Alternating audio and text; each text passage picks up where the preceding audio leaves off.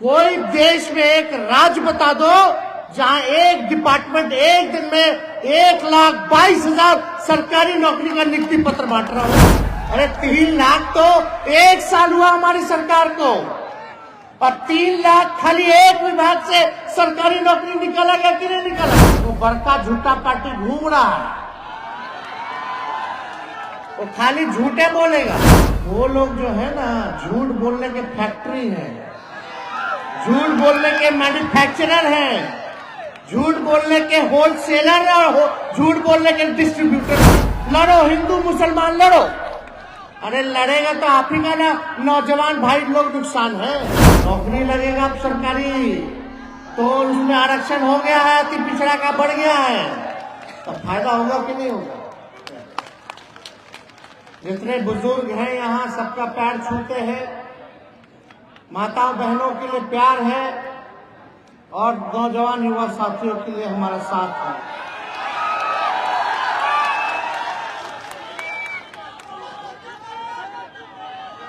ये पहला कार्यक्रम है कि लुरिया समाज के लोग जो है खुले मैदान में कार्यक्रम कर रहे हैं, और बड़े दिनों से अशोक जी का प्रयास रहा कि इस कार्यक्रम में हम आए।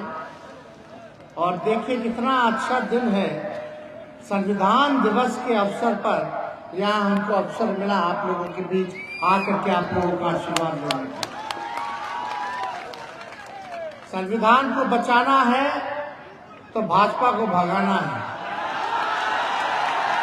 लोकतंत्र को बचाना है तो भाजपा को भगाना है। देखिए, अनीता जी ने बड़ी विस्तार से आप लोगों के समाज के बारे में बात रखी, और हम लोग सुन रहे थे अशोक जी का भी डिमांड का। तो एक बात आप लोग दिमाग से और दिल से एक बात साफ कर लीजिए, और एक बात मान लीजिए कि तेजस्वी नूनिया समाज के साथ खड़ा है, हर एक कमजोर वर्गों के साथ खड़ा है, और आपके मान सम्मान में कोई कमी आने नहीं दिया जाएगा, ये आप विश्वास कर लीजिए। और आप लोगों के उत्थान के लिए जो समाज में अंतिम पैदान पर खड़ा व्यक्ति है, जो समाज पिछड़ा समाज हो या अति पिछड़ा समाज हो, दलित हो या आदिवासी समाज के हो, अल्पसंख्यक हो या स्वर्ण जाति से जो गरीब तबका जो है, उन सभी गरीबों के साथ हमारी पार्टी, हमारे नेता लालू जी खड़े हैं आप लोगों के साथ, आप लोगों को न्याय दिलाने के लिए। और इसीलिए ना लोग देखिए अब खुल करके आज पिछड़ा समाज, अति पिछड़ा समाज, दलित समाज को ताकत मिली कि खुल करके अपनी बात को सरेआम सब लोगों के सामने रख सकते हैं, अपने अधिकार को मांगते हैं। 1990 से पहले नहीं होता था ऐसा। ये लालू जी के आने के बाद ये आवाज आप लोगों को देने का काम किया, ताकि आप लोग अपने लोगों के लिए, अपने समाज के लिए अधिकार मांग सकें। ये ताकत मिली। लेकिन अभी सब लोग का सुन रहे थे आप, तो आप देखिए, हम लोगों का मानना है कि हर जाति में गरीबी है, हर जात में लोग गरीब हैं, चाहे पिछड़ा हो, अति पिछड़ा हो, दलित हो, आदिवासी हो, अपर कास्ट में भी कई परिवार जो है गरीब है। इसीलिए हम लोगों का संघर्ष था, हमारे नेता लालू जी का संघर्ष था, मुख्यमंत्री जी की चाहत थी, नीतीश जी की, कि कम से कम जातीय जनगणना हो जाए तो दूध का दूध, पानी का पानी हो जाएगा, पता चल जाएगा कि किसकी कितनी संख्या है और कौन परिवार गरीब परिवार है, तो कौन परिवार ऐसा है, कौन ऐसा जात का लोग है जो कचरा साफ करने वाला है, नाला साफ करने वाला है, कौन ऐसा परिवार है जो भूमिहीन है, कौन सा ऐसा परिवार है जिसका कच्चा मकान है, कौन ऐसा परिवार है जिसको रोजगार नहीं है, गरीबी रेखा के नीचे है। तो ये सारा चीज जो है कैसे पता चलता? अगर जातीय जनगणना नहीं होती, और जातीय की खाली गणना नहीं हुई है, ये शैक्षणिक, कौन समाज कितना पढ़ा लिखा है, और आर्थिक, ये भी सारा काम हुआ इस सर्वे में। तो हम लोग तो शुरू से चाहते थे कि भाई पूरे देश में हो जाता तो पता चल जाता कि कितने लोग कितना गरीब है, कौन क्या कर रहा है, क्या नहीं कर रहा है। लेकिन प्रधानमंत्री भाजपा वाले लोग नहीं चाहता था कि ये काम हो। प्रधानमंत्री जी नहीं चाहते थे ये काम हो।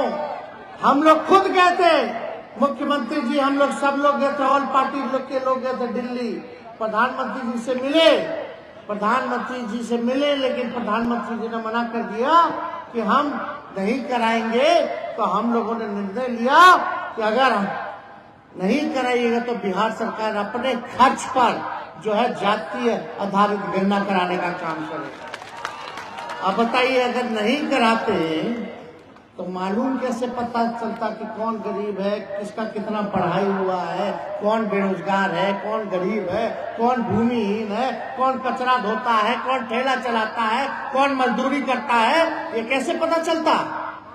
तो हम लोग तो सभी समाज को आगे ले जाना चाहते हैं, लेकिन प्राथमिकता कहाँ है? जो अंतिम समाज जो खड़ा है, जो गरीब है, उसको मुख्य धारा में लाना है, उसको लोगों को, उनके बच्चों को पढ़ाना है, उनको लोगों को आगे बढ़ाना है, ताकि समाज में गैर बराबरी ना हो, सब बराबर रहे, सबका मान हो, सबका सम्मान हो। इस दिशा में हम लोगों को काम करना। अब बताइए, हम निकाला गया, सर्वे आया तो पता चला पूरे बिहार में 94 लाख परिवार गरीब परिवार, 94 लाख परिवार जो है गरीब परिवार है। आप समझ जाइए कितनी बढ़िया संख्या। अगर नहीं कराते तो पता नहीं चलता। हम लोग योजना बनाते जाते, लेकिन लाभ उन गरीब परिवार को नहीं पहुंचता। लेकिन अब हमको पता है, सरकार को पता है कौन परिवार जो है गरीब है, अब उसके लिए काम करना, कौन परिवार भूमिहीन है। तो हम लोगों ने संख्या जब हुई तो अति पिछड़ा का संख्या बढ़ा, पिछड़ा का संख्या बढ़ा,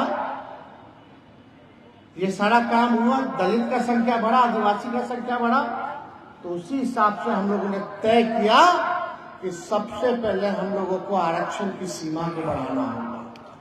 तो हम लोगों ने, देश में पहली बार कोई राज्य सरकार ऐसा है जो ये काम किया है। खुद 31 में हुआ था अंग्रेज के जमाने में जाति जनगणना, उसके बाद हुआ नहीं था आजाद मुल्क में, आजादी के बाद कभी नहीं हुआ। ये बिहार पहला राज्य है जिसके पास अपने आबादी का जानकारी पूरा है। तो इसलिए ये हम लोग देश को दशा दिखाने का काम किया।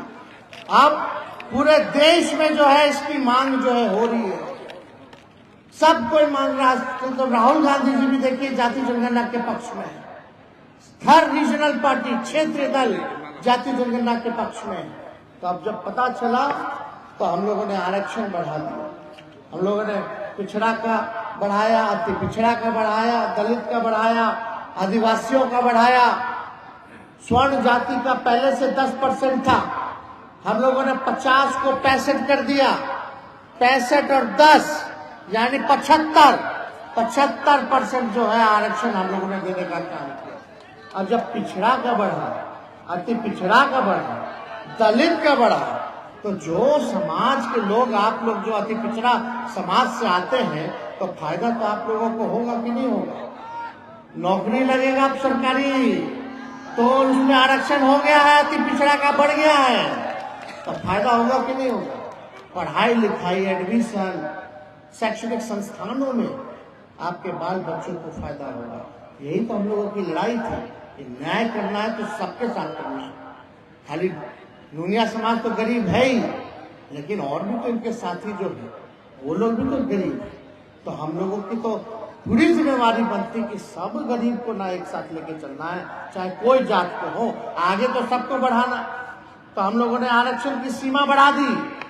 और आप भाई बात सुनिए, 94 लाख जो परिवार है जिसका आय 6,000 से कम है, जो गरीबी रेखा के अंतर हम लोगों ने माना है, उस परिवार में ना नौकरी है ना रोजगार है।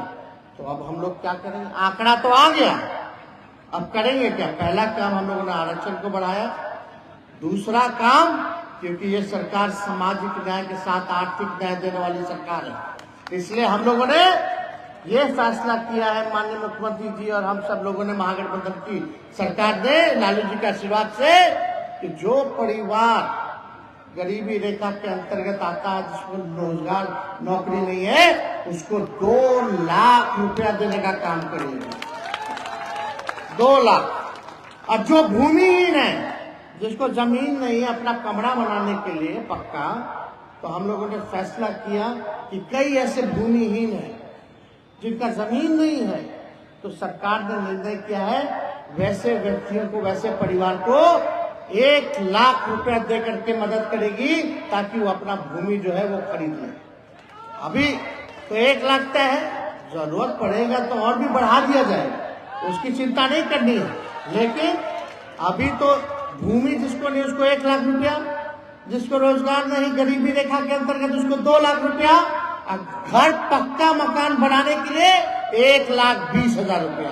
तो समझिए, तो ये मदद हम लोग करेंगे पहले सब योजना को। लेकिन इसके लिए भैया आप लोगों को जागरूक रहना जरूरी है। एगो बड़का झूठा पार्टी घूम रहा है, वो खाली झूठे बोलेगा, झूठ से वो लोग जो है ना, झूठ बोलने के फैक्ट्री है, झूठ बोलने के मैन्युफैक्चरर हैं, झूठ बोलने के होलसेलर और झूठ बोलने के डिस्ट्रीब्यूटर भी। तो ऐसे प्रचार लोग करता है व्हाट्सएप पे, इधर उधर। अब बताइए, कोई देश में एक राज्य बता दो जहां एक डिपार्टमेंट एक दिन में 1,22,000 सरकारी नौकरी का नियुक्ति पत्र बांट रहा हो पूरे देश में। और 1 लाख पहले निकला, 2.25 लाख का बहाली, इस पे क्वालिफाई किया लोग 1,22,000, और उसके बाद दूसरा फेज का भी निकाल दिया गया लगभग 1.25 लाख।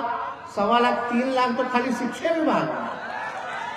अरे 3 लाख तो 1 साल हुआ हमारी सरकार को, और 3 लाख खाली एक विभाग से सरकारी नौकरी निकाला गया कि नहीं निकाला गया। और 70,000 पुलिस लोगों का बहाली, और पुलिस वाला बढ़ाना भी है, तो लगभग 4 लाख तो ऐसे ही हो गया। और मेरा स्वास्थ्य विभाग है 1,60,000, उसमें बहाली हम लोग जा रहे हैं निकालने सरकारी नौकरी का। तो आप सोचो, 2 साल अभी हुआ नहीं सरकार को, और उसके अंतर्गत जो है 5 लाख से ज्यादा नौकरी निकाल दी। अब देखा जाए कि प्रधानमंत्री वहां नियुक्ति पत्र बांट रहे हैं, वो तो बोले थे कि 1 साल में 2 करोड़ देंगे। हम तो अपना गिनवा न रहे भाई। अब तो यूपी का भी लोग आकर के जो है यहाँ नौकरी पा रहा है, केरला का भी लोग आके नौकरी पा रहा है, कतर दोहा का लोग भी आकर के यहाँ नौकरी पा रहा है। तो यही मॉडल होना चाहिए, काम होना चाहिए। ये लोग क्या करेगा, हम लोग कलम बांटेंगे तो ये लोग तलवार थमा देते हैं। लड़ो हिंदू मुसलमान लड़ो।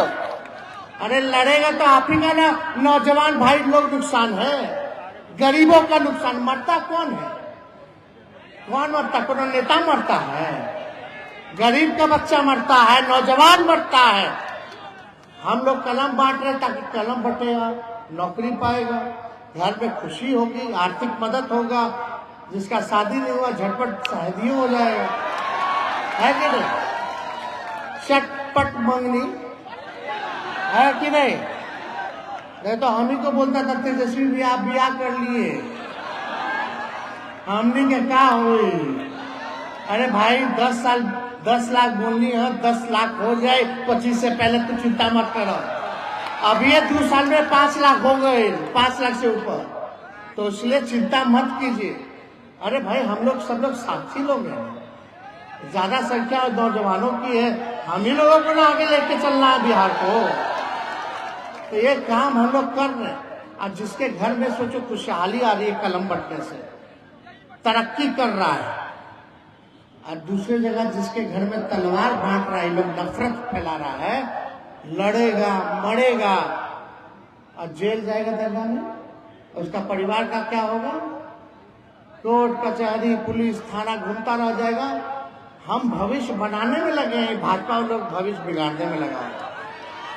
तो इसलिए ये लोग हिंदू मुसलमान करते रहे, इससे कोई लेना देना नहीं। अब बताइए, कल ही हम लोग आ रहे हैं, मुख्यमंत्री जी हम लोग फिर आ रहे हैं, पता कि नहीं 400 बेड का डीएमसीएच का हो गया। हम ही लोग निर्णय लिए कि नहीं भाई, डीएमसीएच का गौरवशाली इतिहास रहा। पटना पीएमसीएच के बाद डीएमसीएच का बहुत बड़ा, उत्तर बिहार में सबसे बड़ा अस्पताल, तो उस हिसाब से हम लोग सोचे कि अपने से बनाया जाना है। तो 400 का तो बन गया, 400 का कल उद्घाटन होगा और 2100 और बेड का शिलान्यास करने जा रहे हैं हम लोग कल। यानी आप समझिए कि 2500 बेड का आपका डीएमसीएच बन जाएगा। पहले एम्स ही लोग कह रहा था, यहाँ हम लोग जमीन दे दिया, आगे दे दिए हैं एम्स के लिए जमीन, इसलिए ताकि पूरा दरभंगा फैला हुआ है, सबका विकास हो जाएगा, पूरा क्षेत्र का विकास हो जाएगा। अब मान लीजिए अगर यहाँ एम्स बन जाता तो डीएमसीएच ना खत्म हो जाता, तो दो अस्पताल आपको मिल गया, एक डीएमसीएच का 2500 बेड का और उधर एम्स मिल जाएगा आप लोगों को। लेकिन जमीनों ले ही नहीं रहा। आप बताइए भाई, काहे न जमीन ले रहे हैं भाई? आपको दे दिया गया, इतना अच्छा बोल दिया गया, मुख्यमंत्री जी भी बोले, मुआयना भी करके गए थे, भाई रोड चाहिए, हर चीज चाहिए, कनेक्टिविटी सब मिल जाएगा, एयरपोर्ट के पास है, हर जगह हर जिला में लोग को फायदा होगा, 4 लेन के पास है और उस क्षेत्र का भी पूरा विकास हो जाएगा, सोबन के पूरा इलाका का। तो ये भाजपा वाला खाली पॉलिटिक्स, नकारात्मक राजनीति। अब बताइए, एम्स बनेगा भी तो एम्स बनाने का खाली पैसा देगा वो लोग 500 करोड़, और हमारा लग रहा है 3000 करोड़ रुपया जमीनवा देने का, और नाम होगा मोदी जी का, भारत सरकार का।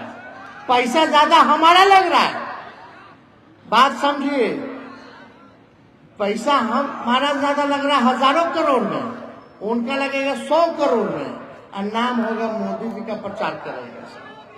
तो हम लोग तो प्रचार ज्यादा करते नहीं, लेकिन जो सच बात है वो आप लोगों के सामने हम लोग रख देते।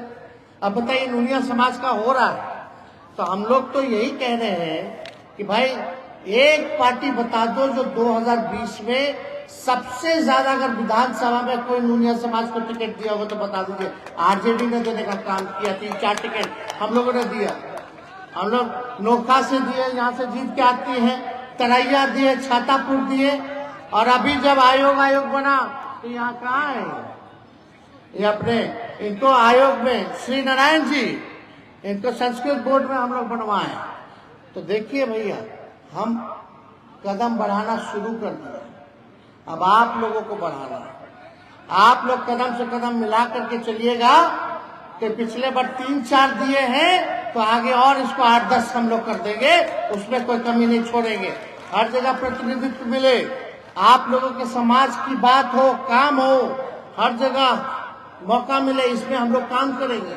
इसलिए आप सब लोगों से यही विनती करके हम अपनी बात को समाप्त करेंगे कि जुमला पार्टी के चक्कर में एकदम नहीं पड़ना, ये सब लड़ाई दंगा फसाद नहीं।